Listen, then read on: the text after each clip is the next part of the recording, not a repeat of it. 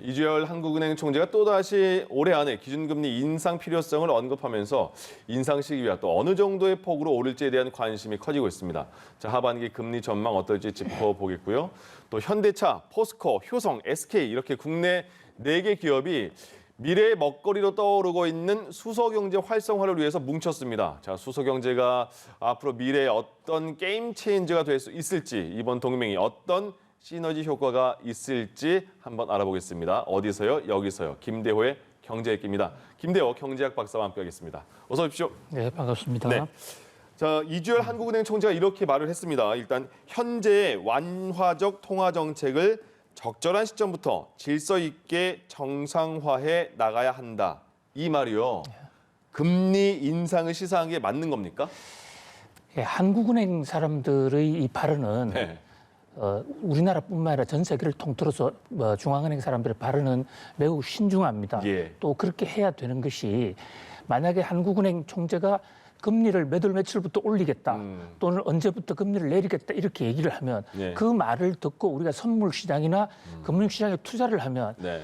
그 말을 먼저 들은 사람은 돈을 벌고 그렇지 못한 사람은 손해를 보는 이런 시장 조작 현상이 생기거든요. 네네. 그래서 외교관들한테 우리가 신중하다 그래서 외교관적 발언이라 외교적 발언이라 이러는데 네.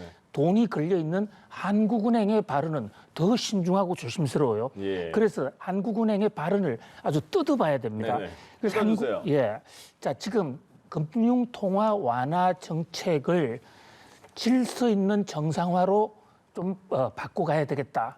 자, 완화적 통화 정책이라는 건 지금처럼 돈을 풀고 금리를 내리는 것이에요. 네. 근데 이것을 질서 있는 정상화, 정상화라는 건 평소 상태로 돌아가는 겁니다. 예. 현재 우리나라 금리가 0.5% 기준금리 너무나 낮다라는 게 한국은행의 기본식이 있으니까 그거보다 좀 올리겠다. 그런데 올리긴 올릴때 왕창 또는 아주 무질서하게 올리는 게 아니라 아주 질서 있게 네. 단계적으로 서서히 올리겠다 이런 네. 발언이거든요. 이 발언만 놓고 보면 통화가 완화해서 약간 긴축으로 무게중심이 조금 간 것 같은데 언제 금리를 올릴지 네. 또 금리를 언제 올릴지 여기에 대해서는 여전히 오리무중입니다. 예. 그런데 이번에 한국은행 총재의 발언은 한국은행 창립기념일 기념 식사를 통해 나왔거든요. 네. 1년 전에 비교해 보면 1년 전에는 이렇게 얘기했습니다. 한국은행이 현재 우리 경기가 확실하게 회복세에 들어섰다는 보장이 없는 한 금리는 현재 저금리 기조를 유지하겠다. 아주 강력하게 얘기했어요. 네. 그런데 이번에는 우리 경제가 회복세로 간다고 예상된다면 금리를 질서 있게 정상화시키겠다. 예. 이 얘기는 현재 금리 인상이 조금 더 가시적으로 다가왔다. 이렇게 볼 수가 있죠. 예. 그래서 이제 일각에서는 하는 총재의 저런 신중한 발언을 비추어 볼 때 연내에도 할 수 있다는 얘기가 아니냐라고 전망을 하고 있습니다만 그러나 네. 한국은행은 구체적으로 올해에 금리 인상을 한다 또는 안 한다는 그런 시점은 못 박지는 않았습니다. 저런 한국은행 총재 발언에 대해서 그래서 여러 경제 전문가가 계속 해석을 해줄 수밖에 없는 상황이군요. 그렇습니다. 예. 그런데 만약에 이렇게 금리가 오르게 된다면 우리 시장, 증시, 부동산, 우리 시장 경제는 또 어떤 영향이 있을지 한번 예상 좀 그렇습니다. 해주시죠. 예, 금리가 현재처럼 지나치게 낮으면 네. 한국은행의 현재 진단처럼 돈을 빌려서 써도 부담이 없기 때문에 그 돈 가지고 가상화폐도 사고 부동산도 사도 별로 자금 부담이 비용이 없어요. 예. 그래서 부동산 가격이 더 올라가는 것이 아니냐, 자산 가치가 올라가는 것이 아니냐 그런 면에서 좀 금리를 올릴 필요가 있다. 그러니까 자산 가치의 과잉 평가를 좀 막고 또 지금 노후 세대들은 그 연금만으로 사는 사람이라든지 이자만으로 사는 사람은 금리가 너무 낮으면 노후 살기가 상당히 어렵습니다. 네. 그래서 금리가 올랐을 때 수혜받는 계층도 있고 타격받는 층도 있거든요. 예. 또 금리를 올리게 되면 기업들은 이자를 내야 되기 때문에 기업의 경기가 좀 나빠지는 여러 가지 희비 쌍곡선이 엇갈리는데요. 자, 지금 한국은행 이주열 총재가 말이죠. 예. 본인은 언제 금리를 올릴지 본인은 알까요? 알까요, 모를까요? 저는 뭐 100% 모른다고 생각합니다. 그래요? 자, 왜냐하면 네. 경제학자들이 흔히 우리가 하는 얘기 중에 경제는 살아있는 생물이다. 네. 이렇게 얘기합니다. 살아있는 생물이라는 것은 죽어있는 돌이나 무채물과는 달리 비가 오면 생물은 피합니다. 또는 햇볕이 쨍쨍해지면 우산을 내놓습니다. 예. 그러니까 주어지는 환경 조건에 따라서 대응력이 달라지는 게 생물이에요. 예. 무생물은 어떤 상황에도 가만히 있는데 말이죠. 자, 금리도 네. 만약에 우리가 물가가 빨리 올라가거나 고용이 너무 좋아지거나 또는 수출이 생각보다도 정상 스피드보다 더 빨리 올라가면 예. 다음 달에도 금리 인상을 할 수가 있습니다. 따라서 한국은행이 언제 금리를 올릴 수 있느냐, 언제 올릴 것이냐 얘기는 예. 이주열 총재한테 물어볼 것이 아니라 바로 경제 지표를 보면 이주열 총재 생각이나 대부분의 경제 전문가 생각이 똑같거든요. 예. 결국은 우리 실물 경제의 움직임, 그 지표에 달려 있다. 예. 그러나 한 가지 중요한 것은 그 이주열 총재의 말의 워딩을 보면 과거보다 점점 금리 인상 쪽으로 무게 중심이 조금씩 더 옮겨가고 있다. 이렇게 정리할 수 있습니다. 알겠습니다. 정치 평론가 분들은 정치가 생물이라고 말하는데 또 경제 평론가 분은 또 금리는 생물이다. 경제 살아있는 생물. 알겠습니다. 자, 그리고 현대차, SK, 포스코, 효성그룹이 수소 경제를 위해서 하나로 뭉쳤다고 하는데 어떤 효과가 날까요, 그럼? 대단한 의미가 있다고 봅니다. 예.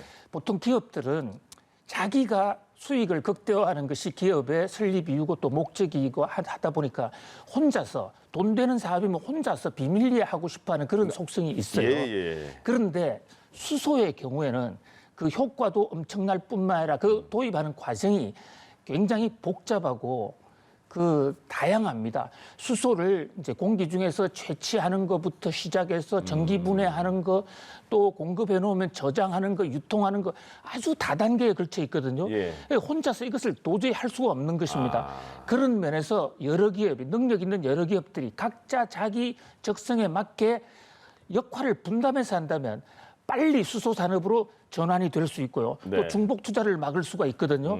그런 면에서 일본이나 미국 같은 데서도 수소 산업의 발전을 위한 산업 생태계 이 가치 사슬만 굳히고 우리보다 훨씬 더 빨리 갔어요. 한 예를 들면 예. 지금 현대차가 2013년에 나왔고 우리가 수소차가 세계에서 제일 먼저 나왔습니다. 네. 그런데 우리나라에 수소차가 있어도 그것이 광범위하게 활용이 안 되는 것은 수소 생산은 또 다른 회사가 하지 않습니까? 그것을 유통해줘야 되고 수소 주유소가 있어야 되는데 예. 그 충전소가 우리나라에 많이 없잖아요. 그러니까 생태계가 같이 발전하지 않으면 수소 산업이 특히 새로 시작하는 산업인 만큼 어려운데 이번에 4개 그룹 그러니까 현대차가 중심으로 해서 예. 현대차, 포스코, 효성 또 SK 이 네 기업이 어제 만났습니다. 현대차 남양연구소에서 만나서 우리 같이 동맹을 형성하자. 네. 그래서 9월 초에 수소 협의체가 발족하는데 이 네 개는 하나의 이제 그 기초 발기위원이 되고 네. 아마도 30개, 40개 이상의 수소 그 기업들과의 동맹을 해서 가치 사슬망 그래서 서로 윈윈할 수 있는 공급망을 만든다. 하는 것이 주요 목적인데 예. 이것은 우리 수소 산업에 한 획을 그을 수 있는 중대한 전환점이 될 것으로 보입니다. 그렇다면 왜 이런 대기업들이 수소 사업, 수소 경제를 위해서 뭉쳤을까? 어떤 메리트가 있기 때문에 그러지 않았겠습니까? 그렇습니다. 수소를 했을 때 예. 앞으로 엄청나게 돈을 벌 수 있고 네. 또 환경도 보호할 수 있다 이런데 지금 잘 아시는 대로 우리가 2050년까지 탄소 제로로 가야 되지 않습니까? 네네. 그런데 지금 현재 화석 연료는 그 연료를 사용하는 순간에 100% 탄소로 바뀝니다. 네. 탄소로 바뀐 탄소는 지구의 이 막을 막아서 들어오는 에너지는 그대로 계속 더 펄펄 끓게 하고 그게 못 나가게 함으로써 지구 온난화, 과열화, 그래서 기상 이변, 그래서 코로나 팬데믹 같은 것도 오는 그래서 인류가 절멸하는 길이다. 예. 그런데 탄소를 없애자 그런데 수소는 탄소가 하나도 안 나와요. 수소는 물에서 뽑을 수도 있고 또 수소에 우리 H2O라는 네. 식을 아시지 않습니까? 예. 수소 두 개의 산소, 공기 중에 산소가 뭉치면은 바로 또 물이 됩니다. 네. 그러니까 수소차를 타보면요. 수소차가 가다가 기름 매연이 나오는 것이 아니라 물이 쫄쫄 나옵니다. 그러면 길거리에 물을 조금씩 뿌려주면 네. 여러 가지 그 환경에도 좋겠죠. 그러네요. 그런 면에서 수소는 그야말로 탄소를 배격해야 되는 시대에 그 신의 한판. 예. 그래서 성부수다. 인류가 다시 살아날 수 있는 성부수다.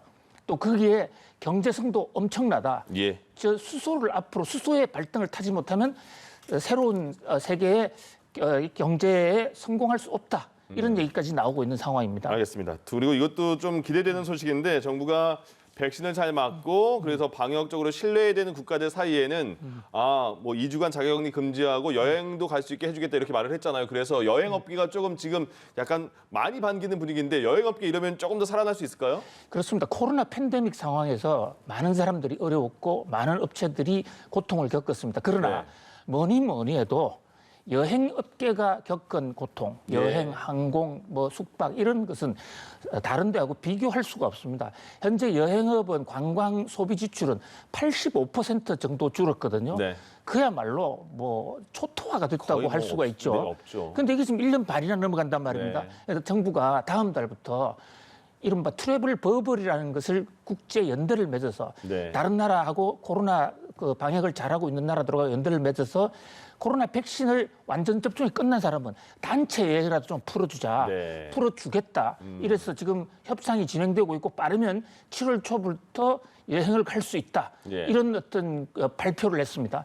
그러니까 이제 여행 주가도 오르고 여행사들은 직원들 대부분 구조 정리하고 집에서 쉬어 이랬는데 다시 들어오는가 하면 드디어 이제 그 코로나 팬데믹이 경제적으로 네. 새로운 판이 바뀌는 거 아닌가라는 그런 섣부른 기대도 갖게 합니다. 그러네요. 근데 약간 조심스러워야 될 게 밖에 나갔다가 괜히 또 변이 바이러스 옮겨서 갖고 들어오면 안 되잖아요. 대책이 좀 필요할 것 같아요. 그렇습니다. 지금 방금 우리가 그 트래블 버블을 체결하려고 하는 나라들 네. 그래픽이 잠깐 올라왔는데 한 번 더 올려주시죠. 네. 지금 7월부터 우리가 해외여행을 갈 수 있게 되는 나라. 자, 지구상의 그림을 보면요. 예. 현재 지금 정부가 협상 중인 나라는 자, 사이판, 괌, 미국령이죠. 그다음에 대만, 태국, 또 싱가포르 이런 나라들입니다. 예. 물론 아직 유럽이나 이런 나라는 지금 논의가 되고 있지 않지만 그러나 아쉬운 상황에서 저 나라하고만 된다고 그러면 네. 상당히 돌파구가 될 수 있는 것이죠. 예. 여행을 못해서 답답한 사람, 어떤 사람은 죽더라도 여행 한번 하고 죽고 싶어 이런 사람도 좀 있어요. 네. 그런 사람들 또 여행업계의 회생을 위해서는 굉장히 중요할 것으로 보입니다. 그런데 문제는 지금 지적하신 대로 예.